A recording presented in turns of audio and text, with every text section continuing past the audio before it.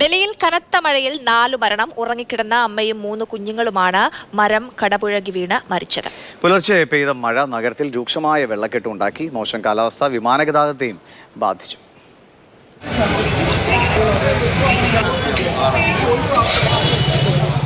ദ്വാരകയിലെ നജഫ്ഗഡിൽ ഒറ്റമുറി വീടിന് മുകളിലേക്കാണ് മരം കടപുഴകി വീണത്. മേൽക്കൂര തകർന്ന് ഉറങ്ങിക്കിടന്നിരുന്ന 26-കാരി ജ്യോതിക്കും 3 കുട്ടികൾക്കും സാരമായി പരിക്കേറ്റു.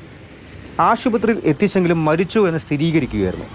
ജ്യോതിയുടെ ഭർത്താവ് നിസാര പരിക്കുകളോടെ ആശുപത്രിയിലുണ്ട്. അതിശക്തമായ മഴയാണ് ഡൽഹിയിലാകെ പുലർച്ചെ പെയ്തത്. നിർത്താതെ മണിക്കൂറുകൾ പെയ്തതോടെ നഗരത്തിൽ വെള്ളം പൊങ്ങി. പ്രധാന മേഖലകളിൽ വെള്ളക്കെട്ട് പ്രതിസന്ധിയായി.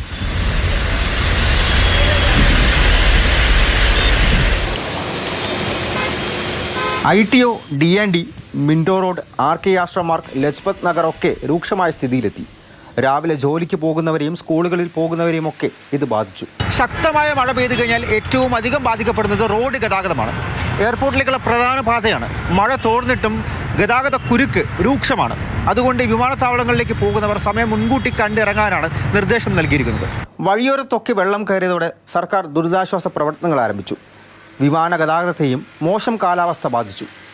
ഇന്ദിരാഗാന്ധി അന്താരാഷ്ട്ര വിമാനത്താവളത്തിൽ 168 വിമാനങ്ങളാണ് വൈകിയത്.